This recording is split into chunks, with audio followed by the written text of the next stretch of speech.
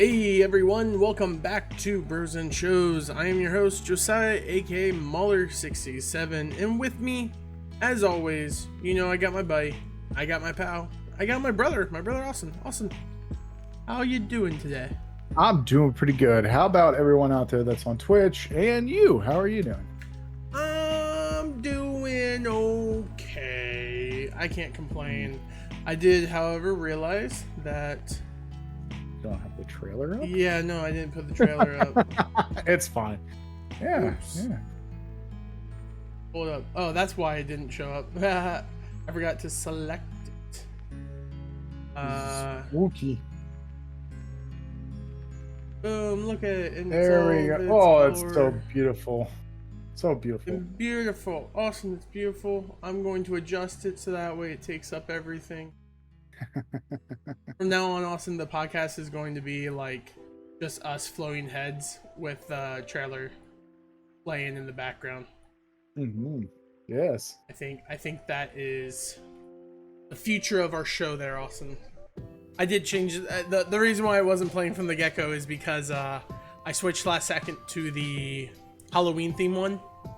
And I was like, that works, I feel. I think that works pretty well. Mm-hmm. I'm also in a different chair today, or the last couple days. So getting used to the chair as it, Oh, as yeah. it is. It's like a new chair or? No, it's so basically, for like, I've been having like sciatic issues. Mm-hmm. Which the other chair works okay. It still kind of like messes with it a little bit. But then last week, my other roommate unfortunately broke his leg, and this chair that he has is much lower to the ground. And so he was having an issue getting in his chair, so I let him use the other chair that I had, and just so that way this chair wasn't out in the hallway, I took it into my room, because I rather have like more things in my room than the hallway being cluttered. And so I've had this in my room, but then I sat in it one day and I found out, oh dang, this actually does better for my sciatic, because it's like a hard flat, and my other one's wire mesh, which divots, which agitates it. And so since it's hard surface, it's better, and it's lower to the ground, so it works pretty well. So I've just been using it. And does it hurt my butt after so long? Yes, because it's not comfortable. But does my knee feel a lot better? Yes. That's been basically my go-to, and my knee's getting better every day. I'm at the point now where when I wake up in the morning and I go around, the pain quickly fades away to the point where I can walk around normal. I'm still being cautious, but things are looking up for Millhouse. Oh, awesome. That's what we should totally do for one of the episodes. We should do a special. Oh, of Treehouse of Horrors. Yeah. All wow, that's 22 seasons. You say, or how many? I think it's 22 seasons, right? The Simpsons. How many is it? 32. 32? Oh yeah, I forgot. It's more than I'm alive. So many seasons. Well, but I don't think they didn't. I think they only did the House of Horrors like the 34. Yeah, so I think it's the third season they started doing that, or the fourth season. So I don't know exactly when they started doing this. How many episodes of Treehouse of Horror are there? There are 34 episodes of Treehouse of Horror. Oh wow, there are. Okay, yeah, that's fine. I'm cool with that. We can even split them up. 30 minutes. That's good. Yeah, I would love that. Would be fantastic, and that solves our little issue, Austin. Yeah, it does. We do too. It does. I would love that. I would love that, because that would be very enjoyable to do. Yeah, and it kind of fits. It 100% fits the theme of the season, and it's something that you personally absolutely love, and I would love to do that for your birthday. Yeah. So we should do that. Yeah, let's do it. I'm so down. Yeah. Heck yeah. We'll, how much I love. So after Fright Crew, that's what we'll do. We'll start doing those. That, and the newest one comes out next week, so we're actually gonna have you at 35. Yeah, we could split up in two. So one week we do 1 through blah blah blah seasons of Treehouse, and then the other ones. I like that. That actually makes me really excited. I like that. All right, Austin, but that's not what we're talking about today. Today we're talking about a show that just came out. It didn't just came out. It came out 2000. I want to say 2020, right? Because of the theme of the shows. But I think it was 2022. So. I think it was. Yeah, I think it was 2022, or it was at the beginning of this year. I don't remember. It was 2022. It was in November of 22, but it was filmed, I believe, during COVID. At least the plot of the movie or show, the show, is done during COVID, because that's like the whole reason why he's doing the interview. Is it's like, oh, we're in lockdown, like everyone's doing this, blah blah blah blah. But Austin, yeah, we watched Interview with the Vampire.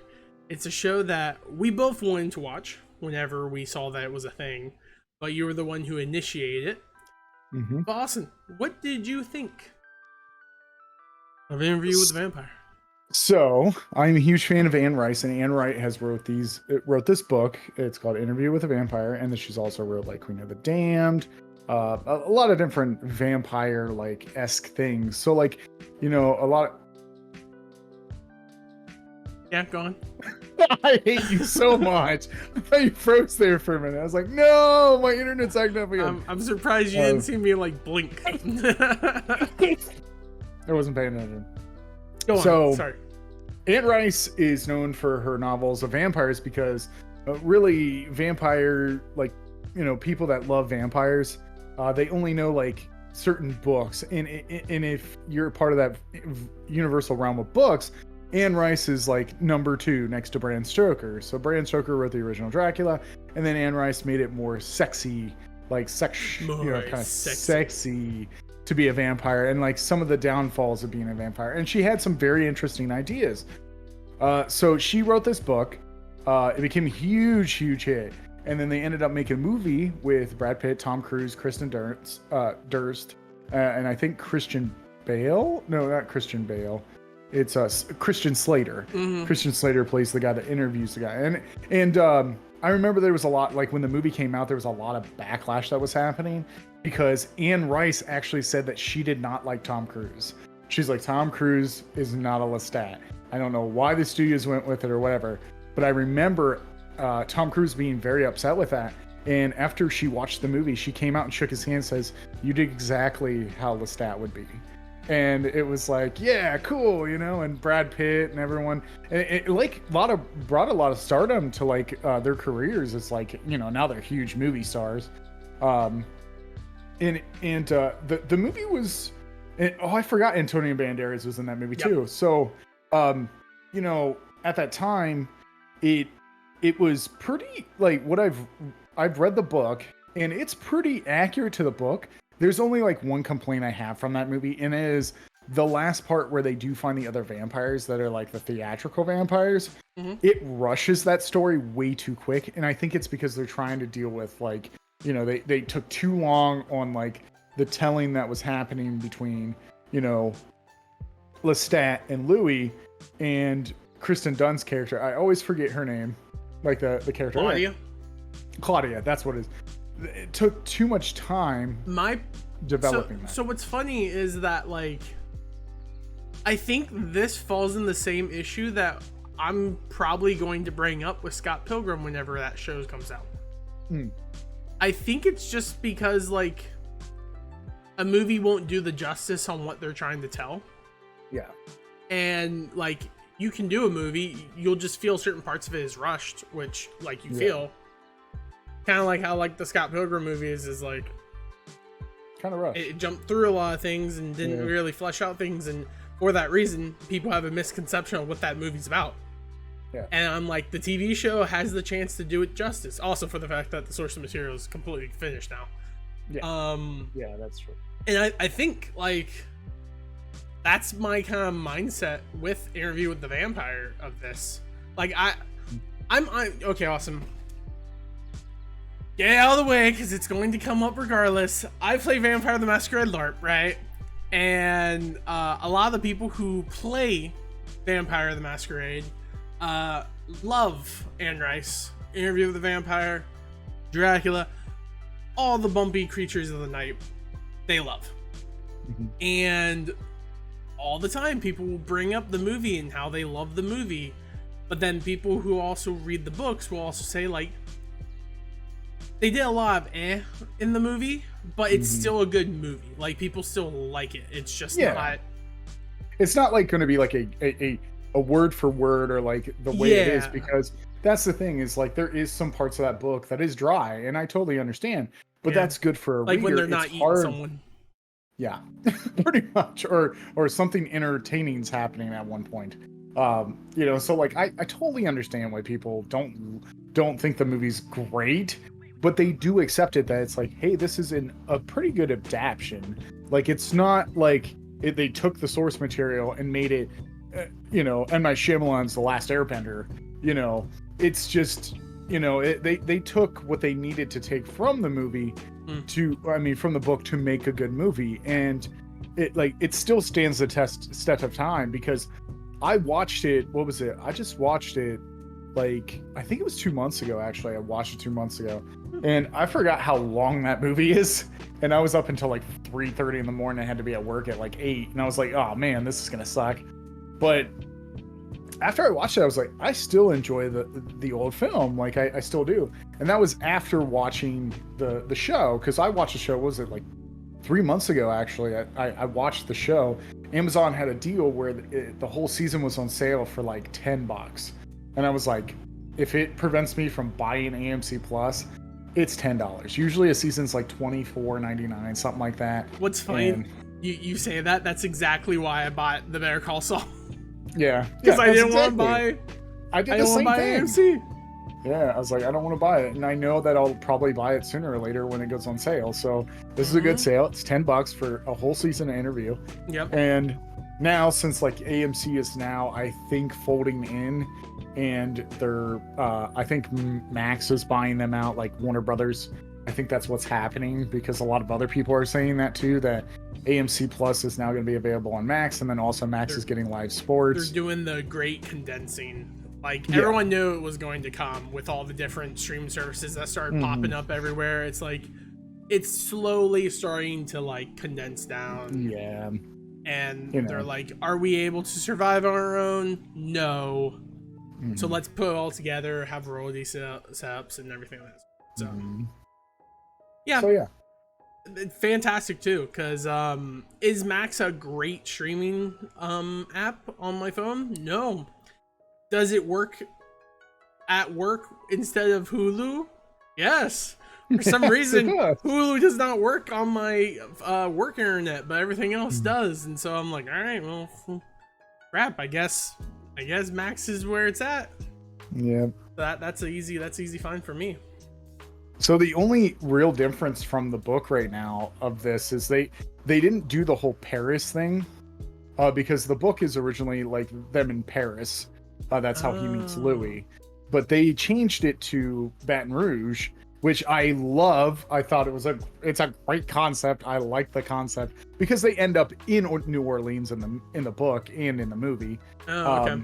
So they kind of just skipped that and was like, hey, you know, really them being in Paris with the whole plantation thing and all that, not really that, you know, energetic. And they made Louis more of like this guy that's like struggling to like make his own money and like try to make his family happy and take his family. He definitely wasn't struggling to make his own money. He had plenty of good money, but his family did not like how he got that money.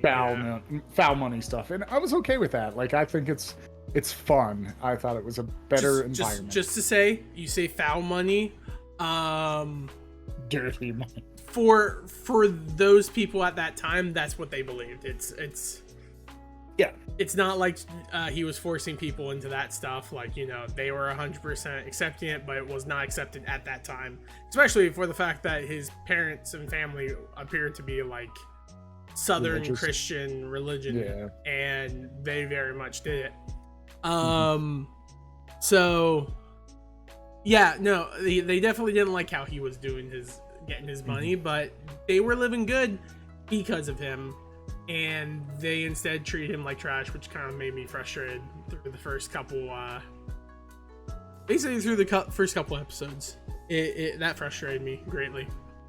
Yeah, no, I mean, the first thing I want to say about this movie, the show, right, is Jacob Anderson, isn't it?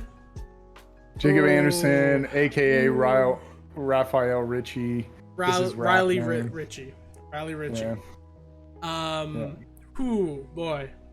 I mean, like, I liked him in Game of Thrones. I loved him in this. Like, in Game of Thrones, he had a very stoic character. This show really lets you show off his emotions. Like, he's able to really do ranges. What's really funny about him is I'll go back and watch movies that I haven't watched in a while, and then he'll be in them, and I'm like, oh my gosh, he's in this. I just watched a movie like a while ago. It's called Overlord, and it's about like these World War II Americans trying to take down a Nazi tower, and then you come to find out that they're experimenting and they're making pretty much like living dead creatures. But he's in it.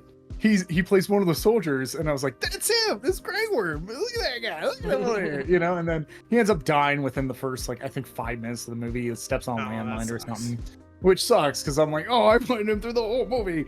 But, you know, there was a lot of other characters that I knew from that movie. But, like, I've been seeing him a lot, like, in this stuff. And I'm glad, like, when I first watched the trailer for this, I was like, he's in it. I'm going to support it 100%. He's a good dude. I like his acting, and I love his music. I listen to his music a lot. I think his music's brilliant. You know, and I think that, you know, the first time he did a song called Time in a Tree. Yeah, that's the one that a lot of people know of his. Yeah, because it's about him growing up and like dealing with like his emotions and like the elevator. The music video is like an elevator, and it keeps going up, like, you know, it's meeting the little him and meeting the teenage him and like that. And it's pretty cool. So watching him step out of the limelight of Game of Thrones is even better because I love that he's the one that's doing it. It's not like some of the main actors from Game of Thrones that are doing it. They all are in their own way. Like, you have Emilia Clarke doing the different movies that she's been in. She was in the Han Solo movie. She was in Star Wars as well. Yeah, Terminator 2. She was in an episode something, or maybe no, not Star Wars, of something else. And she was just in the new Marvel show. What was it? The Nick Fury one. Oh, that's what I'm thinking of. Secret Invasion. Secret Invasion. What it was. She was in that. And then you have Kate Herring. He's going to be what's his name?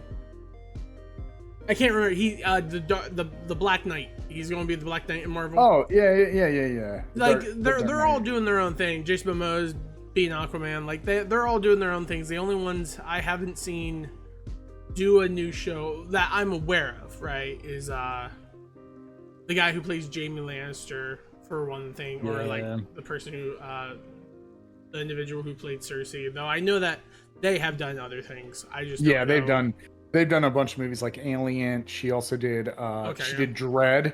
She was in one of my favorite like remakes of all time, Dredd, with Carl Urban. She was the villain in that, and she did great. She was also in, and then Tyrion Lannister guy.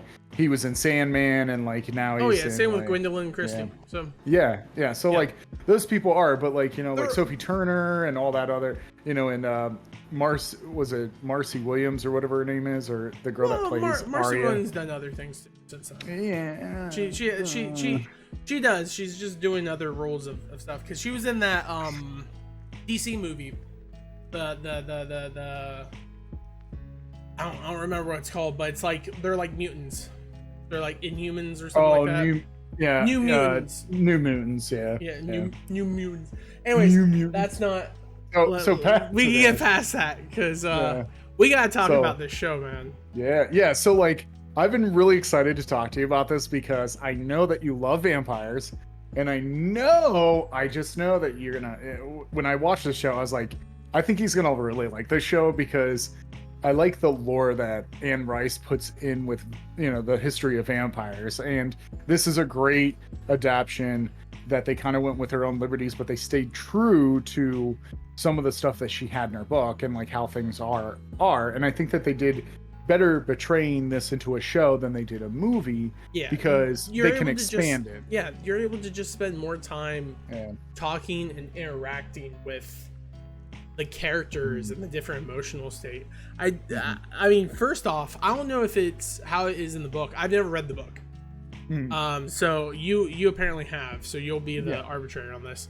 Um, in the books, was Lestat and Louis a couple, like a thing, or was it like not really said? She kind of alluded to it, but like at the time when the books were written, that kind of stuff would probably be looked down upon. Oh, for sure, for sure. I'm pretty sure she died like 2 years ago. Anne Rice did, and she lived a very, very, long life. But she kind of alluded to their sexuality in a way, and I believe that they were that way. Yeah. Because like you don't really read a lot about like certain sexualities like that unless like like the one biggest book from the old days that talked about it was like The Picture of Dorian Gray, and then you have this book which they kind of allude to it, but I don't remember them having like a true romance. Okay. It could have been just like a one night stand thing. It's been a long time since I read that book actually, so I mean that's fine. Like yeah, there was two things that they did in this. I also don't know, like, is Louis a African American in? No, he is not. He's That a white is- French male. That was probably one of the changes that I liked a lot, because like very often you have like just shows of retelling the same thing. I like the dynamic that brought to the show itself. I like the idea of like him like being this successful business person, but he's still looked down upon because he lives in Louisiana at that time. And so whenever he had anger and issues, it makes complete sense. Like, it's like, yeah, no, these people are pieces of trash. Yeah. And then Jim Crow laws, were going on at that time. all that stuff. And it also, like, I do want to say this, because this is jumping a little bit, but the ending, right? The reveal that it's Armand is the other person. Yeah. And I was like, I never thought about that. I guess, like, I didn't understand why Antonio Banderas was playing that person. Well, yeah, it wasn't well done in the movie. I didn't think about that. I was like, wait, that makes sense. Why? Okay, that they must have legitimately just picked him because of his name, not because of... Most likely, he was part of a studio production that probably signed a contract with something. Because at that time, he was also getting big roles. Like, he got Mask of Zorro, and then he was also, he did Desperado, which is like do you remember Once Upon a Time in Mexico? Yes. Yeah, I remember that. So it was the second movie. That's when Antonio Banderas came in. So I think that he made himself a good name, so they signed him on for like... Because most actors sign on for like 3 movies or 4 movies, but sometimes they don't know who they are. But Antonio Banderas was like this new sexy thing, so they're like, Antonio, you should do this movie, kind of deal. So sorry. I didn't know where the joking accent came from. Antonio Banderas. That's how he talks. He's like, I'm Antonio. But no, so I think maybe he was... That's not how he talks at all. I know. But so the thing is I think that they just put him like that because what's interesting is this whole time when I was watching the show, I did not know where he was going to be. I was like, are they not going to mention him whatsoever, that character? I was like, they have to. And then the ending happens and he's like, this is my long life partner. And I was like, oh, it's him. They're going to lead into season 2 is like him getting to know him and like how he's like now in the modern days. But also too is they leave that little spoiler for people. If you caught on, was Lestat is not dead because Louis didn't want him to kill him. It wasn't even like a little spoiler, like a little hidden thing. That was legitimately spelled out as he was like doing the ending there. Like that wasn't supposed to be like he purposely knew. Yeah, there was so much done in this series that made me kind of pause and go like, yeah, I appreciate that. I appreciate that a lot. It's delicious. Like the whole whenever he gets turned, right? And they start walking around having like all the different like senses come to him, and he's like, the world becomes vibrant, start hearing stuff. The scene where he's holding his nephew and like you hear the heart thing, I'm like, he's not going to do it. I know he's not going to do it, but you legitly feel the like sweat pounding on his head during that scene, and I was like, oh no, I that's good dynamic. And I gotta say, I love how they're framing the interview. Yeah, I love the fact that this is like the fifth time that he has interviewed this person, that he has interviewed him, and he brings up how inconsistent Louis is. He's like, you don't remember everything correctly. You're embezzling certain like thoughts and changing them, and they're not something you can just be accepting to. That, and they also have a history together, because they actually show like an episode where he alludes to it like the first episode. He's like, no, when the time that you bit me, and it's like, oh wait, what? This is an interaction before. So that confused me a little bit when that first came up, because I thought it was like, wait a minute. Is he like saying that Lestat, is this like a sequel to the movie? Because like I thought maybe, because at the end of the movie, you know, he gets bit, and I was like, oh, maybe it's a sequel. But then later on, I was like, wait, this doesn't make sense. Okay, this is its own thing. I was definitely like, caught on, like basically in the first episode, right? Caught on that. I'm like, okay, so this is not the book, right? Yeah. This is not meant to be the book. This is meant to be like a sequel to the book itself, but it's going to start the same way as the book is, where it's him telling his life story and everything. And through the course of the show, it becomes abundantly clear that Louis is what was that called, unfaithful narrator, or untrustworthy narrator, because he constantly makes changes, and the guy calls him out for it. And I love that by the end of it, he starts like yelling at Louis. Upside the first part, wherever he almost he like does the whole like activates his Parkinson's or whatever that was. I don't remember. Like I was like, what's happening right now? That like he's basically to the point where he's so old that he doesn't care really, and so he's saying and doing things that he probably wouldn't have done when he was younger, and he's getting more information out of him, and he's being much more true. I don't know, I like that. And there's a lot with this show that I really enjoyed. I love the fact that they're reading diaries as well. Like Claudia, I love the fact that he keeps pointing out that multiple pages are cut out, and Louis like, nah, you don't need to do that. You know what happens, blah, blah, blah. And it's like, yeah, but why'd you do it?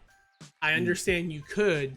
All this virtue stuff you're signaling here, I think there's more to it, and you don't want to admit it.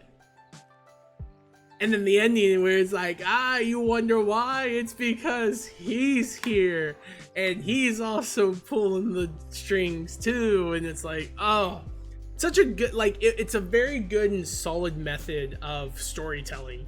Because in like the movie, they basically start with the interview, and then they never go back into it, and it's all done in like past tense storytelling.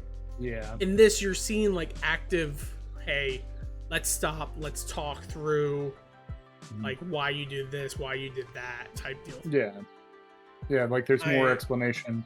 Exactly. And it shows, it's a great character, you know, it makes the characters building a lot better, because you find out that Lestat and then also Louis, Louis is not telling the whole story, so then like he's saying things to the interviewer, and he's like, no, it was like this, and he's like, no, you told me before that it was like this. So it changes the character to be like, this character's not trustworthy, but also too is, why does he have a secret for it? If he's done from Lestat, something had to happen. And the other thing I really, really enjoyed about this story was they did one thing that most books do, and it drives me nuts. It's when they come up with a solution to one of the biggest problems that they have in being a vampire, and they come up with a perfect freaking solution for it, and I'm just like, that's amazing. I like whoever came up with that.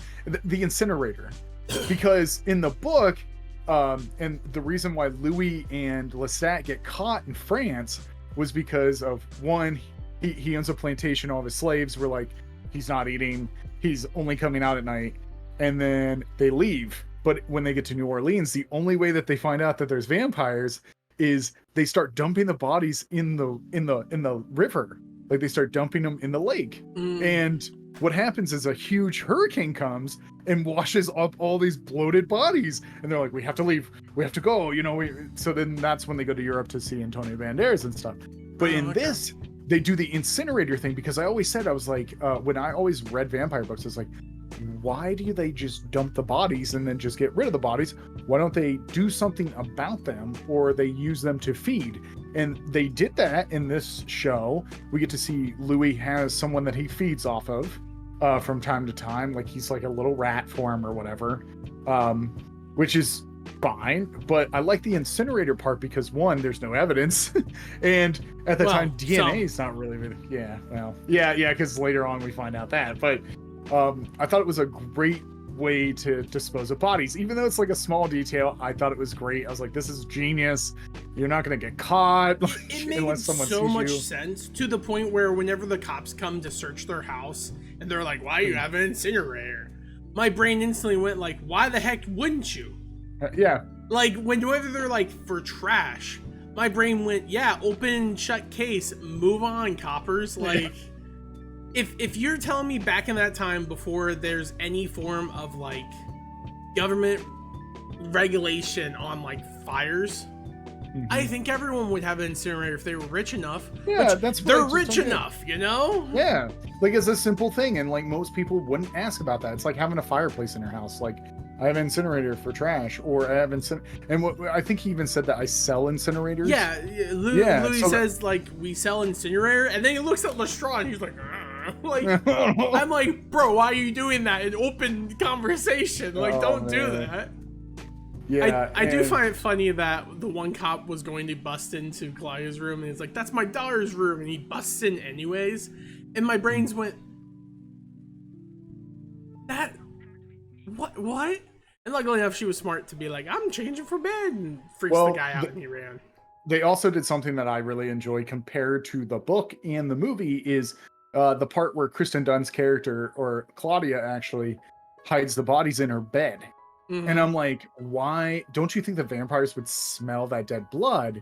Like or like anyone would smell dead, because if you've ever been near like anything that's dead, decomposing is terrible. Smell. Yeah. So then like when they put the body in the closet, I was like, okay, that's a little bit different, because because those old closets, I forget what they're called. Mom and Dad armoires.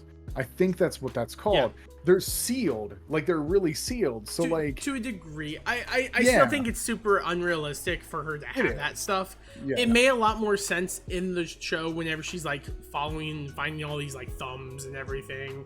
Like that makes more sense to me than a full-on dead body. Yeah. Like smaller ones that you can hide with like her clothes or things like that. That makes sense to me. Whenever she had that guy in there, I think the guy was moaning like he's not dead yet. Yeah, I don't think he was. Which dead. My brain was kind of like, she's keeping him around. Why are probably you keeping him feeding alive? On him. Probably just to feed on him. Oh so wait, she doesn't have to go. I think we know. Like she was trying to turn people into vampires. That's right, and she doesn't know how that happens, because she asked how it happened to her, and then they found out that like Louis Lestat made her. Yeah. Not Louis. So yeah. Well, she knew that from the beginning, but she didn't know that they couldn't. Now, here's the funny thing, right? I won't say this, right? I'm going to look at this show and probably all future seasons of this show from the eyes of someone who plays Vampire the Masquerade. One thing that instantly came to my mind with Lestrade, where I'm like, he's like an elder vampire. Like he has lower generation, because he has multiple powers he shouldn't have. Like he has telepathic connection, he can fly, he can stop time, like celerity, like he has all these things.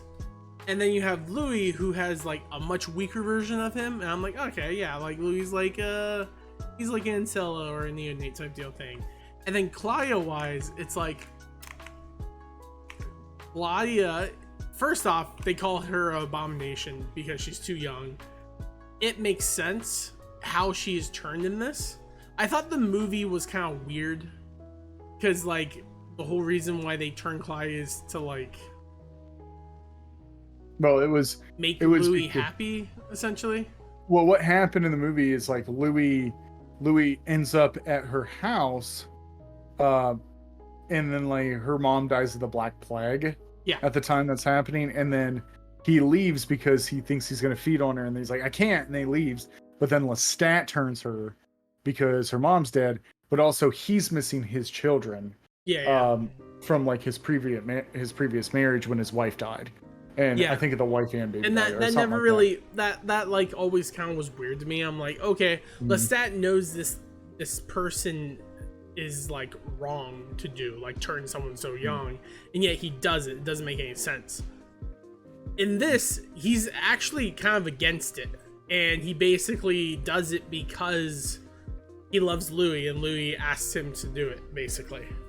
Yeah. And I first off, I appreciate that. I like that take on it a lot more than prior. Yeah. I think that this is another thing, right?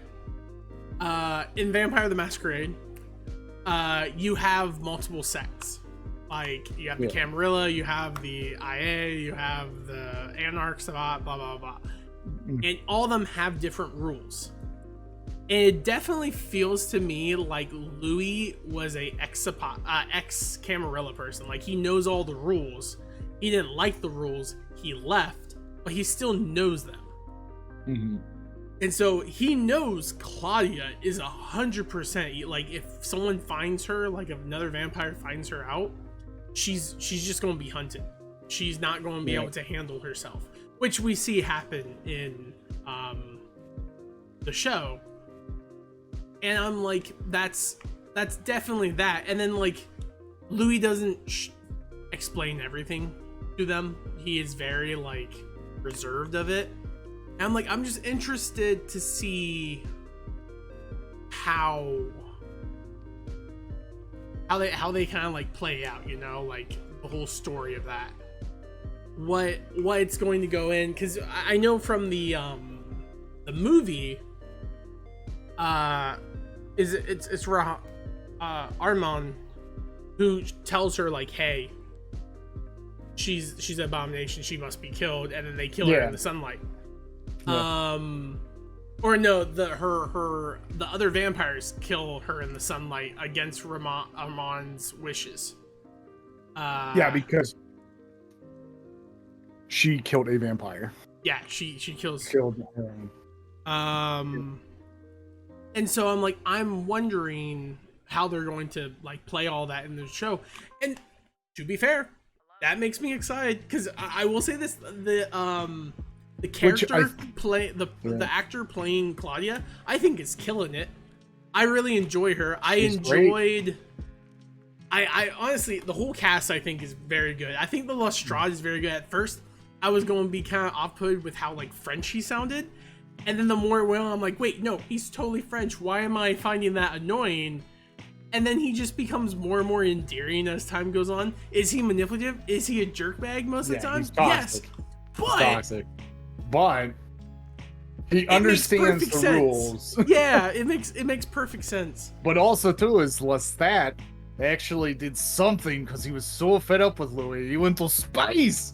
Kind of in a way, like the flying scene that happens when they're battling each other. Oh yeah. I thought you were talking about how he left to like make a song. Yeah.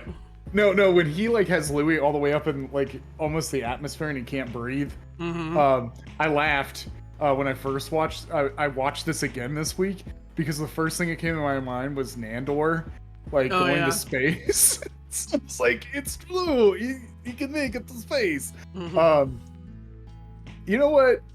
Let's see if there was a special person that that was in the show. He was only in a couple scenes, but his voice is very distinct. I want to see if you found out who that was. No, I can't. It was Joe DiMaggio. Oh yeah. Yeah, he's the one guy. He's the guy at the poker table. Yeah. Yep. I was like, is that Joe? And then I paused it and I was like, that's definitely him. He's the one who like shoots at he gets bloodletted by he's the one who gets strung up at the door during all the laws being passed to stop Louis and all of them from having stuff. Yeah. You know what's funny? I didn't know that was him. Yeah. The second you said John DiMaggio, I envisioned him, and then you're like, it's and then him. instantly went like, I know exactly who he is. I will I was also so admit, excited to see him in there. I'll also admit, dude, totally.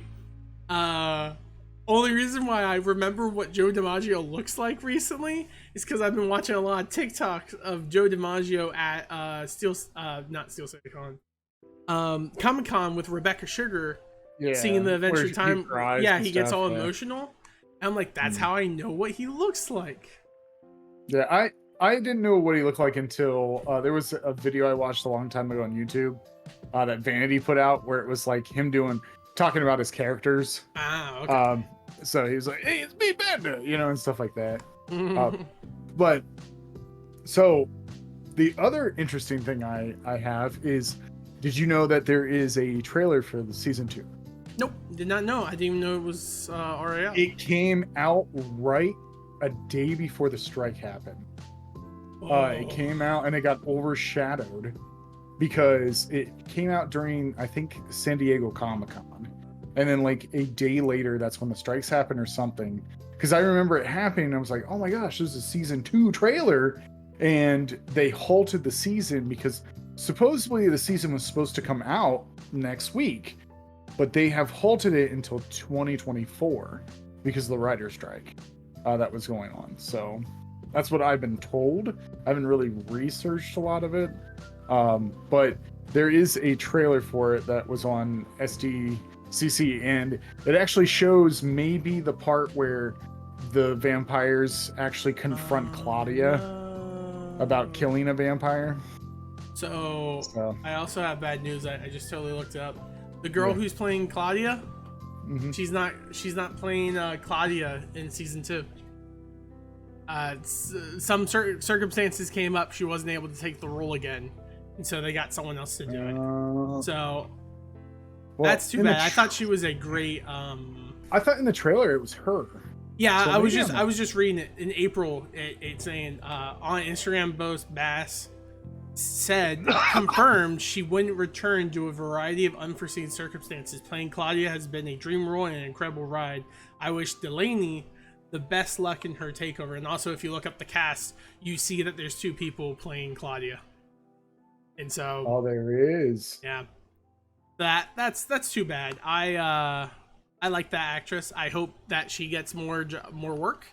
And I would love to see her again in other shows or in movies. I think she did a great job. She did a lot of great emotions through the season.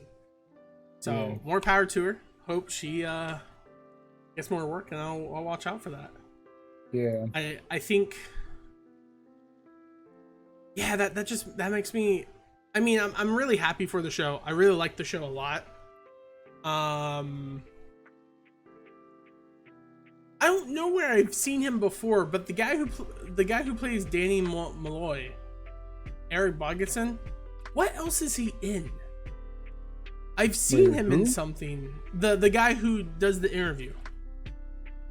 Oh, I've seen him before, but I don't know what I've seen him in. I forget too, but I've seen him before too. I know right away if that happens. Okay, I think I know what show I saw him in.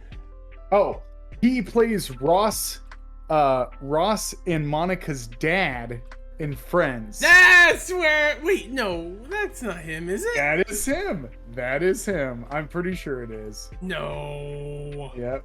Yeah. I'm pretty sure it is. I don't think so. That doesn't make sense. I'm pretty sure that's him. Here, let me see. No, that's definitely not, man. I thought it was. No, you're thinking of another person. Like when you said, my brain went, oh, and then I'm like, wait, hold up. Friends.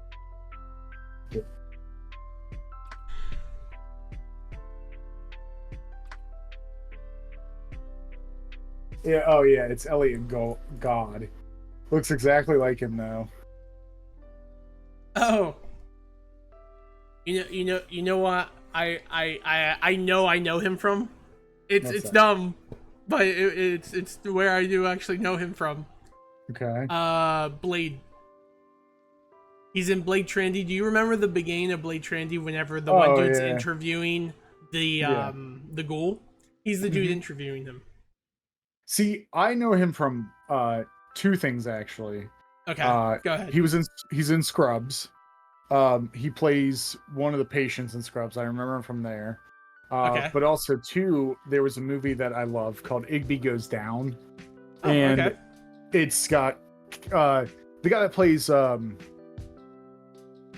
Scott Pilgrim, his roommate, McCulkin. McCulkin, yeah. Yeah, that one is in that movie, and it's about his mom dying, and she wants her son to like kill her by like poisoning her so she can die because she has like some type of terminal illness. And he plays like, I think he plays like the father or something. I don't really remember. But it's been a while since I've watched that movie. But it's I remember liking the movie a lot. It was very artsy. Very artsy. Very artsy. Very artsy. Yeah. So, yeah. That's funny to me. I've seen him before. I recognize him. So like whenever he came on, I was like, oh yeah, I know this guy. I like this guy automatically. So heck yeah, dude. I don't know. The cast of this show was, I think, very well done. I liked basically everyone in it. I don't think there was a character that I didn't like, or if I didn't like them, I didn't like the character. It's not the actor. It was 100% like they made this character to be a bad person. Oh yeah, and that I enjoyed. Yeah, man, I just